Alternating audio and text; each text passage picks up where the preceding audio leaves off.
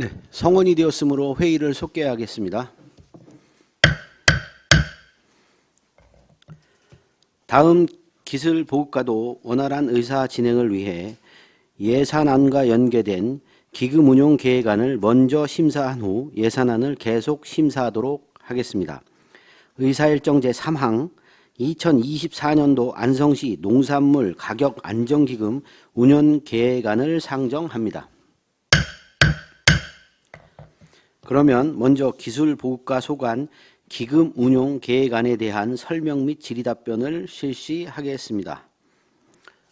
김건호 농업기술센터 소장님, 계속해서 소관 기금 운용 계획안에 대하여 설명하여 주시기 바랍니다. 가격안정기금 운용계획안에 대해 설명드리겠습니다. 우리 시에서 생산한 농산물이 가격 하락 시 판로 확대와 수급 조절을 통한 가격 안정화를 지원하기 위하여 2024년도 안성시 농산물 가격 안정 기금 운용 계획을 수립하여 지방기금법 제8조 규정에 의거 의회 의결을 득하고자 하는 사항입니다. 운용 총칙 및 기금 설치 개요 및 기본 현황으로 안성시 농산물 가격 안정 기금 설치 및 운용 조례에 따라 수급이 불안정한 농산물의 차액 지원과 판로 확대, 유통사업의 활성화를 지원하여 농가의 영농 의욕을 고취하고 경영 안정을 도모하기 위하여 2017년도에 기금을 설립하였으며 과잉 생산된 농산물의 수매 저장과 가격 안정 등 종합적인 유통 대책을 마련하고 국내외적 여건 변화에 따른 연합 판매 추진 등을 통해 농산물 유통을 원활하게 하려는 목표를 가지고 있습니다. 다음은 기금 조성 및 운영으로 2023년도 말 조성액 14억 7,281만 9천 원과 2024년도 수입 계획액 1,495만 3천 원을 합한 14억 8,777만 2천 원이며 조성액은 1억 7,728만 2천 원을 2024년도 기금으로 운영하여 잔액으로는 13억 1,040만 49만 원을 2024년도 말 현재액으로 계획하고 있습니다. 기금의 재원은 시 전입금과 예금이자 수입 등 기금의 운용에서 발생하는 수익금을 통해 조성하게 되겠습니다.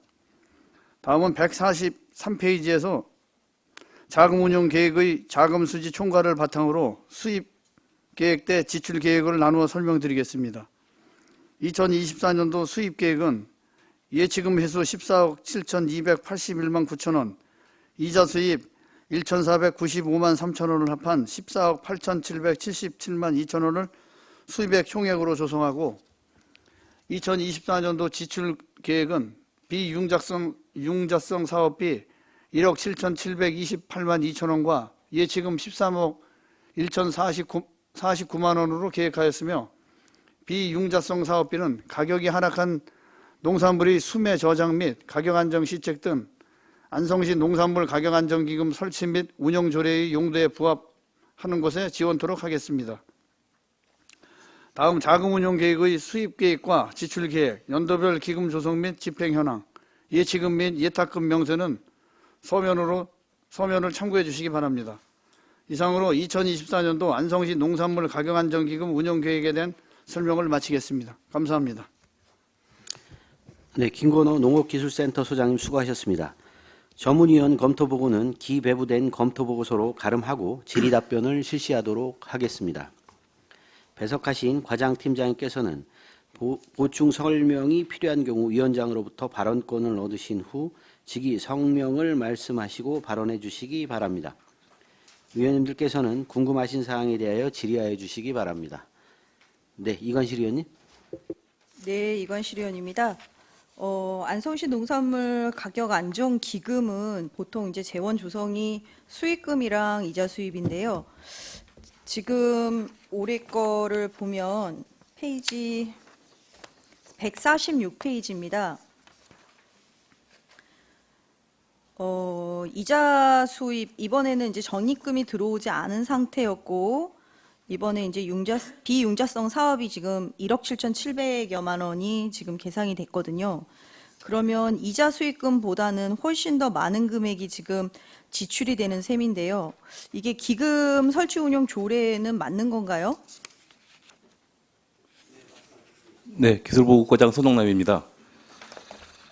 기금 설치 운영 조례에 매년 저희가 3억 원씩 적립금을 하게 되어 있는데 그 상황에 따라서는 예치된 금액만을 가지고 일단은 운영을 할 수 있다라고 되어 있습니다.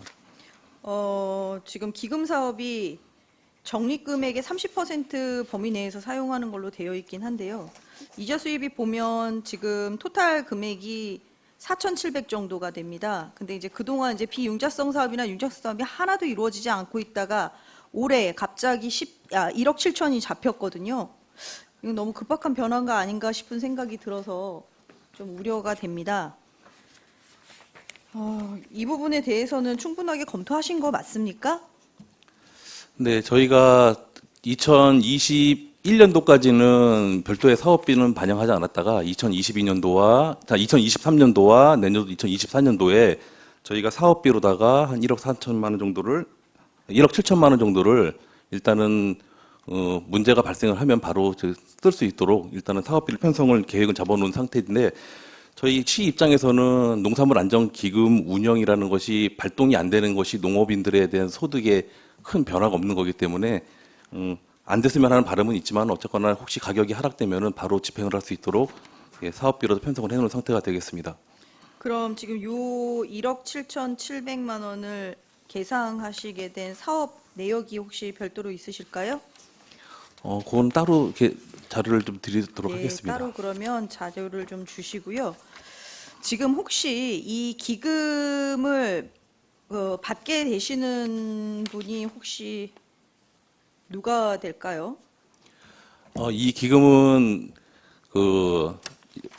미양면에 농협을 통해 가지고 자조금을 내고 조성하고 계시는 양파 장목반들이 해당이 되겠습니다. 네, 그래서 이게 기금을 사용하고자 하시는 분들이 대부분 농협이나 농업인 단체에서 이제 자조금을 적립하시는 분만 할 수가 있어서 한번 여쭙습니다.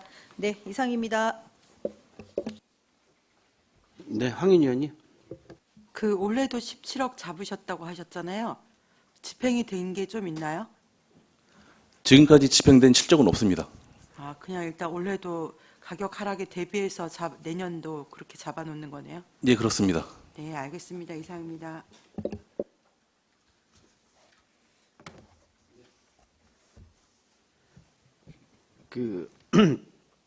이 기금이 적용되는 범위가 그러니까 적용을 할 수 있는 것들이 좀 제한적이죠. 예, 제한적입니다. 그래서 이게 뭐 저는 이런 기금으로 농민들이 실질적으로 체감할 수 있는 부분들을 좀 지원해 주는 건 줄 알았는데 또 그런 것도 아닌 것 같아요, 보면. 그리고 이제 실제로 농산물 가격이 하락했는데 그게 또 해당이 안 되는 경우가 많더라고요. 지금 이제 여기서 해당되는 품목이 별도로 있나요? 아니면 품목을 생산하는 그 형태에 따라서 지원하는 건가요, 이거는? 저희가 처음 요게 결성될 때는 저희가 지금 자조금을 내는 양파에 대해서만 일단은 적용을 받습니다. 그리고 지금 적용 지원 범위가 3년간의 평균 도매시장 가격이 지금 하락했을 때를 잡고 있습니다. 그래가지고 아직까지는 다행스럽게 그렇게 지금 양파값이 최근에는 지금 폭락한 상황이 발생되지 않아가지고 지금까지는 이렇게 근데 이 기금을 운영을 하지 양파만을 않았습니다. 위해서 이 기금을 사용하는 건 조금 너무 제한적이지 않아요? 근데 현재는 그런데 어쨌든 자조금을 내는 네. 품목이 양파밖에 없기 때문에 예, 그렇습니다. 그래요. 알겠습니다. 그리고 일단은 이 재원을 어떻게 됐든 출연금을 계속해서 내야 되는데 자꾸 출연금을 안 내는 이유는 뭐예요? 우리 시에서.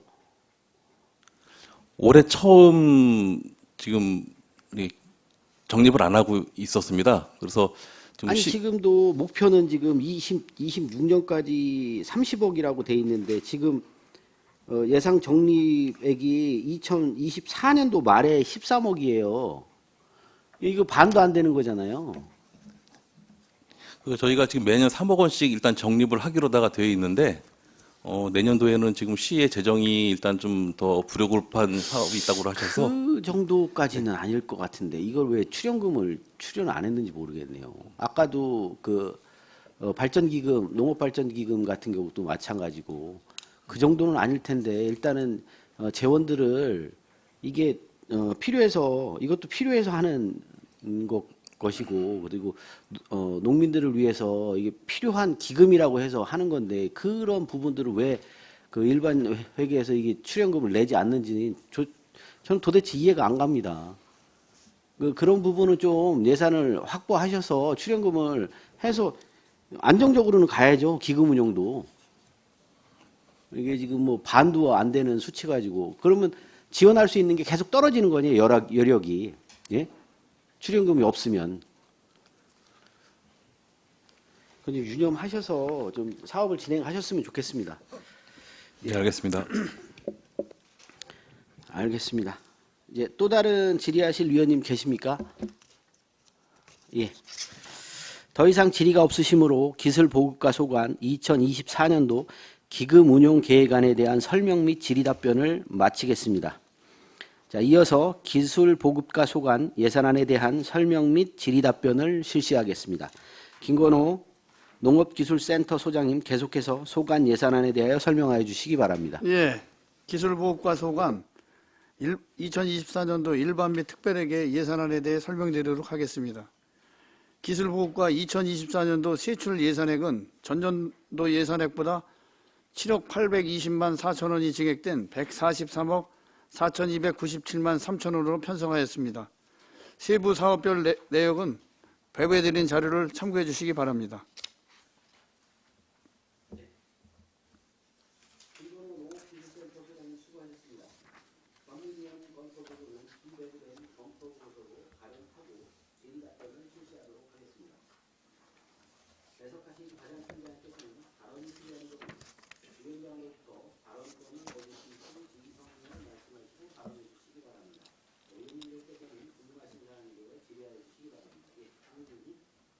네, 몇 가지만 여쭙겠습니다. 470페이지예요. 71페이지에 밀가루쌀 이모작 단지 신규 사업이 있는데 이게 어떤 쌀인 건가요? 네, 기술보급과장 소동남입니다. 여기서 말하는 가루쌀은 저희가 밥살용으로 다 먹고자 하는 일반 식용쌀이 아니고 네네. 저희가 그 밀가루를 대체하기 위한 가공용 쌀이 되겠습니다. 아, 이게 밀가루 대체가 되나요? 예, 대체가 됩니다. 아, 그걸 우리 안성에서 처음으로 재배 단지 시범 조성하는 건가요? 예, 처음으로다가 실시하는 것가 되겠습니다. 이게 이모작이 가능한 건가요? 예, 이모작입니다. 그 가루쌀을 7월 초에 모내기를 해서 저희가 10월 20일 안에 수확을 하고 10월 20일 말에 밀을 파종을 합니다. 그래서 밀을 다음 연도 6월 달에 수확을 합니다. 아, 가루쌀을 하고 그다음 밀을 하는 거네요. 예, 가루쌀을 먼저 심고 10월 달에 수확을 한 다음에 밀 파종이 들어가서 월동을 시켜서 그 다음에 6월 달 밀을 수확합니다. 가루쌀이라는 거는 기간이 되게 짧네요. 재배 기간이. 예, 그렇게 만들어진 육성된 품종입니다. 아, 새로 육성된 품종이고 우리나라에서 뭐 좀 재배가 되고 있는 건가요? 농촌진흥청에서 기존에 나왔던 여러 가지 가루쌀 중에 최근에 바로비2라고 하는 품종이 여기 해당되는 품종이 되겠습니다. 네, 알겠습니다. 490페이지에 벼 지역 특화 품종 육성이 있는데요. 보니까 지금 여기 설명에 재배 면적의 70%를 차지하는 외래 품종을 대체하기 위한 국내 육성 특화 품종이라고 했는데요. 그러니까 추청이나 고시까리를 가 70%를 차지하고 있고 그걸 대체하는 게 경김인가요? 네, 맞습니다. 지금 저희 안성에서 지금 현재 72%가 추청과 고시가리 품종이 차지하고 있습니다. 네네. 근데 추청은 70년도에 저희 도입된 일본 품종이고 고시가리 역시 일본 품종인데 이것을 조금 저희 국내 육성 품종으로다가 대체를 해보기 위해서 경기도에서 육성한 품종, 그 수렴이라든지 경기 16호 이런 품종으로다가 좀 변화를 좀 주려고 하는 사업이 되겠습니다. 이게 아직은 생산량이나 그런 것들이 좀 농민들 입장에서 만족스럽지 못한 부분들이 있는 것 같아요. 저희가 작년도에도 저기 해봤지만은 경기 16호에 대해서 농가들의 반응은 좋습니다. 이 경기 16호가 밥살용쌀 중에서 예. 그 찹쌀 성분이 반 정도 들어간 중간찰이라는 표현을 씁니다. 그 중간찰 벼의 특성을 갖고 있기 때문에 밥을 해 드셨을 때 맛있다라는 평이 있습니다. 네. 저희가 이걸로 대체했을 때 뭐가 좋은 건가요? 아무래도 저희가 지금 국내에서 육성한 품종이다 보니까 그 고시가리 품종 자체가 일본 품종이라는 약간의 정서적인 거부감이 없지 않아 있습니다. 그래서 그거를 그 품질이라든지 수량성 면에서 농가들한테 그 경영 소득에 큰 변화 없이 바꿔줄 수 있는 품종으로다가 저희 육성 품종을 대체를 하려고 하는 상황입니다. 혹시 그 외래종 로열티 같은 걸 주는 건가요? 로얄티는 나가진 않습니다. 나가지는 않고요. 그럼 경기 16호가 농가 반응이 좋으면 이 확대하기 그렇게 어렵지는 않은 상황이겠네요. 근데 또 소비자 입장에서 고시가리에 대한 이미지가 좀 많이 좀 고착화가 돼 있어서 네네. 예, 소비 확대 홍보를 좀 해야 되는 상황이 있습니다. 네, 알겠습니다. 많이 홍보하셔서 확대가 좀 되면 좋겠고요. 그 아까 소에서도 이제 저탄소 한우 육성이 있었는데 492페이지에 벼 재배 시 발생하는 온실가스 감축을 위해 감축 개수 개발을 한다고 했는데 벼가 원래 이산화탄소를 흡수하는 그런 역할을 하는 건데 이건 비료에 대해서 얘기하는 건가요? 그게 아니라 네네. 저희 나라 전국에서 그 모든 산업체에서 발생되는 그 온실가스의 대부분은 에너지 분야인데 네네. 농업 분야가 차지하는 비율이 한 2.9%에서 3% 정도는 차지하기 때문에 타 산업에 비해서 농업이 그 온실가스 배출은 좀 적은 부분은 사실입니다. 근데 그 적은 3%를 차지하는 것 중에서도 그 한 반 정도 50%가 이 벼농사에서 메탄가스가 발생합니다. 근데 메탄가스가 발생하는 이유는 여러 가지 그 과학적인 메커니즘이 있는데 담수 상태에서 토양이 환원 상태에서 그 고세균이라는 그 미생물에 의거해 가지고 그 메탄이 발생을 해서 그게 대류종으로 다 방출이 됩니다. 근데 그 논에 그 방출되는 양을 한경대학교 측에서 국비 사업으로다가 진행되는 그 사업인데 그 어느 정도가 나오는지 시기별로다가 그런 개수를 좀 측정하기 위한 연구 사업으로다가 지금 국책 사업으로다가 전액 국비 사업으로 진행되는 사업이 되겠습니다. 이게 담수 상태에 미생물이 방출하는 메탄가스가 있다는 말씀이신 거죠? 네, 그렇습니다. 아니 그러면 그동안 저희가 벼가 논이 굉장히 기후 이제 위기에 좋은 역할을 하고 있다는 상식이 잘못된 건가요? 꼭 그렇지는 않습니다. 뭐냐면은 기본적으로다가 식물이라는 건 탄소 동화 작용을 하기 때문에 이산화탄소를 흡수를 하기는 것은 맞습니다. 흡수를 하는데 굳이 메탄 발생되는 모든 곳을 조사를 하다 보니 논에서도 논 토양에서도 발생이 되더라. 네. 그것이 담수 상태에서 더 발생이 되더라라는 게 나왔기 때문에 그것을 벼농사에 있어서 좀 이렇게 중간 낙수를 한다든지 해가지고 좀 절감하는 기술도 좀 나오고 있는 상황입니다. 네네, 알겠습니다. 마지막으로 하나만 여쭤보겠습니다. 그 553페이지에는 농업인 안전재해보험이 있고 555페이지는 농작물 재해보험이 있는데 농작물 재해보험은 이게 투자 성과를 보면 내년도 목표인지 모르겠지만 천여농가 목표라고 돼 있고 안전보험은 올해 같은 경우에 성과가 어땠는지가 적혀 있지 않아서 모르겠는데요. 이게 가입률이나 지급액 정도가 어느 정도 되는 건가요? 먼저 농업인 안전재해보험부터 설명을 드리겠습니다. 네. 농업인 안전재해보험은 농기계 보험까지 같이 포함되어 있는데 그 농촌에서 농작업을 하시다가 농업인분들이 다치셨을 때 이제 보상을 받는 그런 보험으로다가 금년도 같은 경우에 저희가 그 보험금 수령한 실적이 838건입니다. 그래서 4억 5천만 원 정도를 일단 수령한 실적이 있습니다. 보험료보다는 적게 수령한 거네요. 네. 그리고 농작물 재해보험은 사람이 아니라 그 작물에 대해서 기상재해라든지 이런 걸로 인해서 피해를 봤을 때 그 보전을 해주는 보험인데 이거 같은 경우에 금년도 저희가 보험금 수령한 실적이 292건입니다. 그래서 한 17억 정도를 농업인분들이 좀 보험금을 좀 수령한 상황이 있습니다. 네, 어쨌든 이것도 보험 금액보다는 적게 수령을 했고 가입 농가 수가 올해 같은 게 1000여 농가라는 건가요? 이 농작물 재해보험은?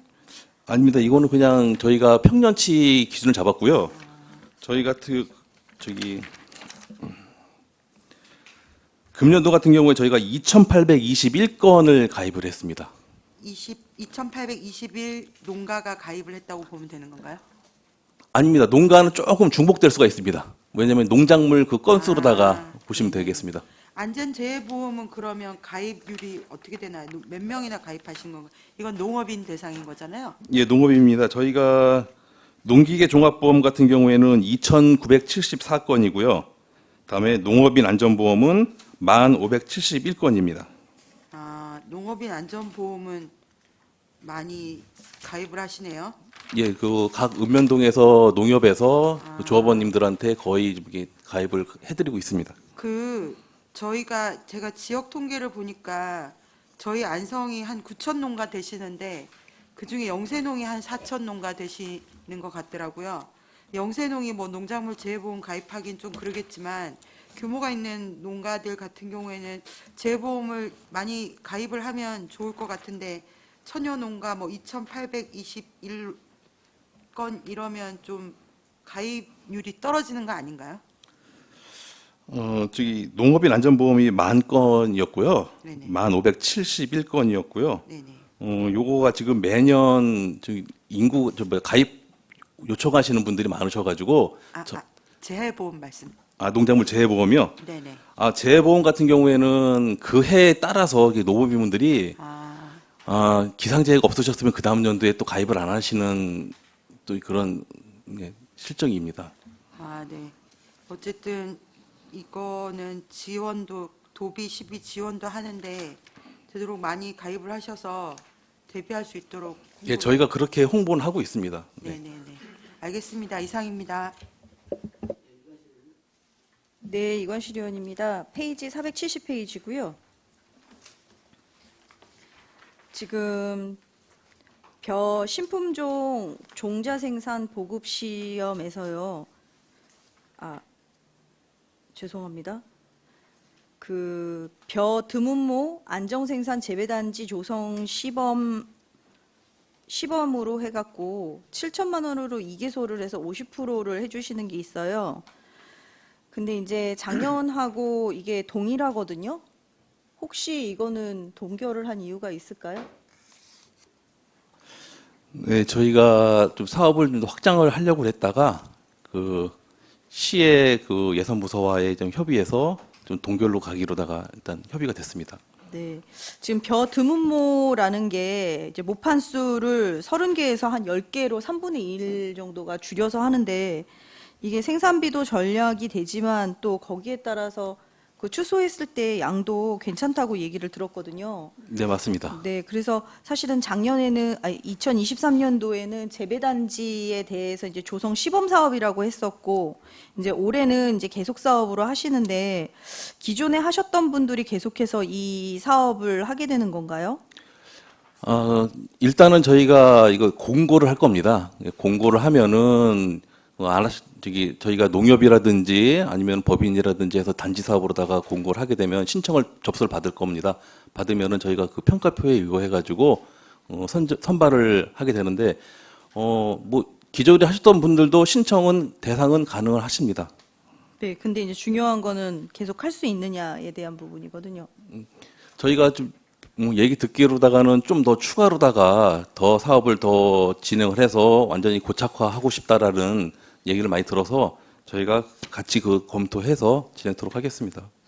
그래서 지금 제일 중요한 거는 이제 안성에서 지금 벼에 대한 부분을 지금 시범 사업들을 되게 많이 하고 계십니다. 근데 이제 새로운 품종을 하기 위해서 하시는 것도 있는데 이미 저희가 성과적으로 어느 정도 나와 있는 사업에 조금 더 집중을 해야 될 때가 아닌가라는 생각이 들었습니다. 그래서 신품종에 대한 부분을 줄이더라도 드문모라든지 이런 부분들은 농민들이 더 원하시고 또 특히나 이제 농협 같은 데에서도 이 얘기를 많이 하시더라고요. 그래서 기존에 있었던 것보다 더 받고 싶어서도 이게 안 된다고 그러더라. 사실은 그런 민원들을 좀 여러 군데서 받아서 가능하다면 이거를 좀 더 늘려주셨으면 좋겠다라는 생각을 했고요. 이제 밑에 그 471페이지에 이제 밀 가루쌀 이모작 단지 조성 시범 사업을 한다고 했는데 사실 이게 제가 작년에도 좀 질의를 했지만 밀을 가지고 하는 이모작 사업이 크게 성과가 있지 않았지 않습니까? 그게 가장 큰 이유가 뭐라고 생각하십니까? 네, 작년까지 저희 안성에서 보리라든지 밀이라든지 이런 동계작물을 농가분들이 파종을 하셨을 때 궁극에는 생산된 그 밀과 보리를 수매를 한다든지 판매를 하셔야 돈이 되시는데 저희 이 안성에서는 밀이나 보리에 대해서 도정을 하는 도정 시설도 없었고요. 다음에 특별하게 수매를 하는 곳이 없었습니다. 일부 고3 농협에서 보리라든지 밀을 수매를 하더라도 결국에는 그 원료국을 저 아랫역으로다가 이렇게 출하하는 게 다였었는데 저희가 지금 이 사업을 추진하면서 이 밀 생산되는 그 밀의 생산물은 저희가 그 저쪽에 양평에 밀을 수매하는 업체를 저희가 지금 파악을 해놓은 데가 있습니다. 오가그레인이라는 업체가 있는데 그쪽하고 저희가 계약 재배를 해서 납품을 하려고 사업을 추진하고 있습니다. 네, 얼마 전에도 그 뉴스에서 보도가 나왔었는데요. 이제 중요한 건 이제 밀에 대한 부분이 한국이 가지고 있는 그 밀 소비량에 대해서 충분하게 우리가 생산을 하고 있다라고 정부는 발표를 했지만 실제적으로 밀을 갖다 재배하시는 농가들이 없다는 이유가 아까 말씀하신 것처럼 판매처가 없기 때문이고 안성 지역은 지금 시범으로 하고 있지만 사실 남부 지역은 지금 밀 재배에 대한 부분을 이렇게 국비라든가 도비 광역에서 지원을 받아서 하기 때문에 그거를 대단위로 지금 하시는 부분들이 꽤 많다고 제가 들었습니다. 근데 과연 이게 성공을 할지라고 생각을 한다면 벼 드문모 같은 경우는 1억 4천이고 밀 가루쌀은 5억인데 제가 봤을 때는 이게 사업비가 서로 바뀌어져야 되는 게 옳지 않았을까라는 생각이 듭니다. 더더군다나 시비가 밀 가루쌀은 80%가 들어가야 되고 벼 드문모는 50%밖에 들어가 있지 않는데 왜 생산량에 대해서 우리 안성시가 투여하는 비중이 원하시는 사업을 하시는 농부들한테 기한을 둔 게 아니라서 사실은 이 부분이 굉장히 저는 조금 의문이 듭니다. 답변 드리겠습니다.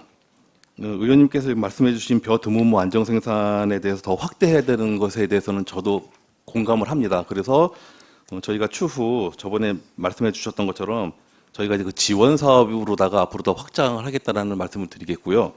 그다음에 밀 가루쌀 이모작에 대한 것은 저희가 처음 해보는 시범 사업인데 요거에 대한 궁극적인 목적은 그 벼에 대한 그 과잉 생산으로 인해서 쌀값이 좀 불안정한 부분이 분명히 있습니다. 그래서 그거에 대해서 쌀에 대한 수급 안정도 도모를 하고, 다음에 밀을 생산해서 식량 작물에 대한 또 어느 정도의 또 생산 기반을 확보하기 위해서 하는 사업으로다가 일을 해주시면 될 것 같습니다. 네. 일단은 뭐 지원 사업을 계속 확장하신다고 하는데 하면 추경에는 가능할 거라고 생각을 한다면 실질적으로 추경에 하면 이게 제대로 공급이 될 수는 있겠습니까? 추경은 그렇죠? 예, 추경은 어렵을 것 같습니다. 결과적으로는 올해는 사업은 힘들겠다라는 생각이라는 거잖아요. 긴축을 할 때도 좀 경중을 좀 따져서 하실 필요가 있으실 것 같습니다. 이상입니다. 네, 다른 의원님들 질의하실 의원님 계십니까?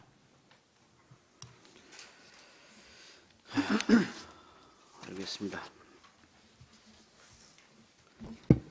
더 이상 질의가 없으시므로 기술보급과 소관 예산안에 대한 설명 및 질의 답변을 모두 마치겠습니다.